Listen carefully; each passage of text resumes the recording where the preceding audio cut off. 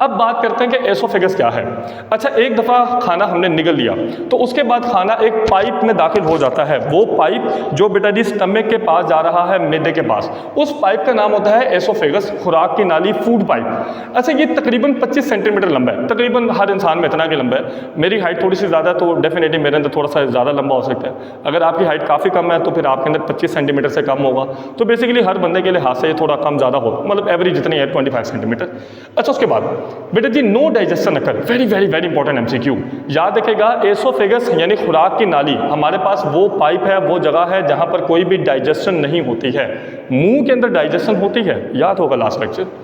उसके बाद food moves down by peristalsis. अच्छा, उसके बाद जैसे बेटा हमारा खाना जो है वो पहुंचता है गले से नीचे, तो बेटा एक वेव बनती है, वो वेव ऊपर से नीचे जाती है, ऊपर से नीचे जाती है और खाने को फेंकती है अंदर की तरफ। उस वेव का नाम होता है पेरिस्टालसिस।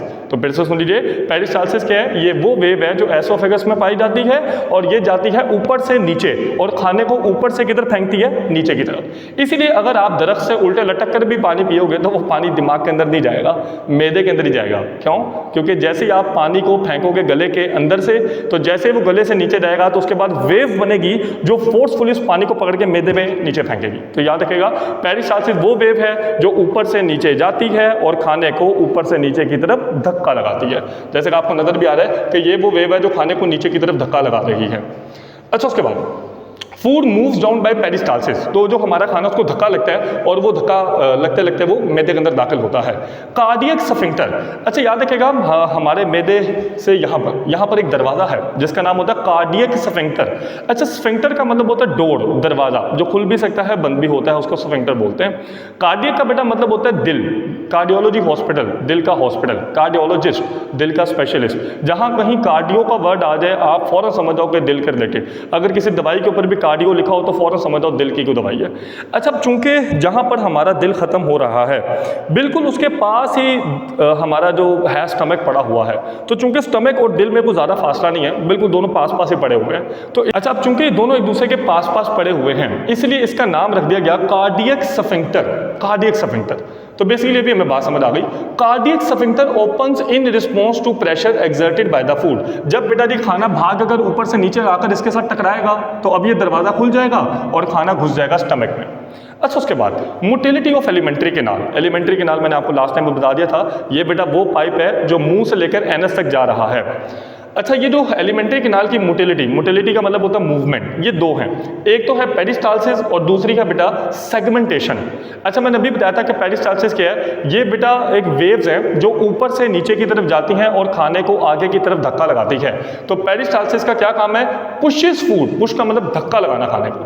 लेकिन ये सेगमेंटेशन क्या है? अच्छा, सेगमेंटेशन बेटा होती है लार्ज एंड स्मॉल इंटेस्टाइन में। स्मॉल एंड लार्ज इंटेस्टाइन क्या है? पिछले लेक्चर्स के अंदर मैंने मेरे डिटेल में बताया था कि ये हमारे पेट में पाए जाने वाले पाइप हैं। वो पाइप जो पेट के बिल्कुल बीचों बीच होता है इसको स्मॉल इंटेस्टाइन बोलते हैं, और वो पाइप जो साइडों पर होता है उसको बेटा जी हम बोलते हैं लार्ज इंटेस्टाइन। अच्छा, अब ये जो स्मॉल और लार्ज इंटेस्टाइन के अंदर जब खाना जाता ना तो स्मॉल और लार्ज इंटेस्टाइन अपनी जगह से ऊपर नीचे होती है, ऊपर नीचे।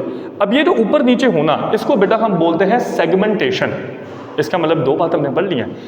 एसोफेगस में क्या हो रही थी? पेरिस्टालसिस, जिसमें खाना ऐसे जोर से वेव आती है और आगे की तरफ धक्का लगाती है और डेफिनेटली वो वेव आगे भी जा रही है। लेकिन हमारी जो सेगमेंटेशन है, सेगमेंटेशन के अंदर क्या है, हमारे जो पेट के पाइप हैं वो सिर्फ ऊपर नीचे हिलते हैं।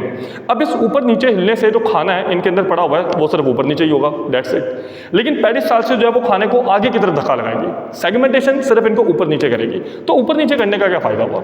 ऊपर नीचे करने का ये फ़ायदा हुआ कि हमारी जो इंटेस्टाइन्स के अंदर जूस पड़ा हुआ है वो खाने के साथ एकदम बढ़िया मिक्स हो जाएगा। तो सेगमेंटेशन का काम होता है खाने को मिक्स कर देना डाइजेस्टिव जूसेस के साथ, और पेरिस्टालसिस का क्या मकसद होता है? खाने को आगे की तरफ धक्का लगाना। तो अभी हमें समझ आ गया कि सेगमेंटेशन क्या है। सेगमेंटेशन इन स्मॉल और लार्ज इंटेस्टाइन में होती है, और ये क्या है? Back and fourth movement in the same place. खाना अपनी जगह पे ही पड़ा रहेगा सेम प्लेस में, बस ऊपर नीचे होगा वहाँ पर, और इसका मकसद क्या है? खाने को अच्छे से मिक्स कर देना है।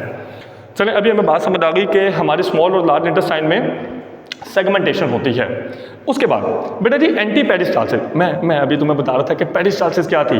पेरिस्टालसिस खाने को धक्का लगाना आगे की तरफ, और ये हमेशा ऊपर से नीचे जा रही है, मतलब मुंह से खाने को पकड़ दिया नीचे की तरफ धक्का लगाती है मैदे की तरफ। लेकिन अगर मान लीजिए कि ये पेरिस्टालसिस उलट हो जाए, रिवर्स हो जाए, मतलब पहले तो ये ऊपर से नीचे जा रही थी अब नीचे से ऊपर आएगी।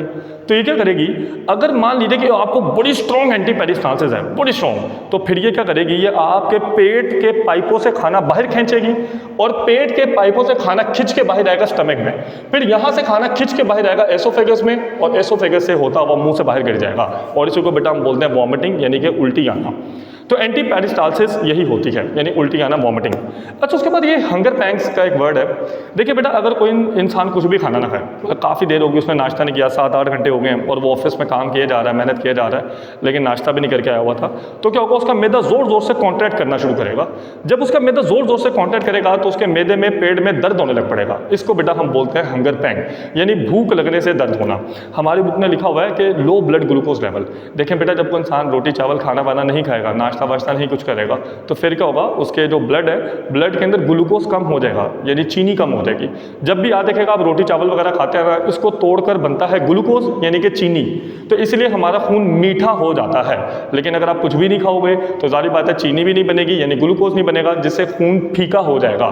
तो जैसे ब्लड ग्लूकोज लेवल कम होगा तो क्या शुरू हो जाएंगे, हंगर पैंग्स।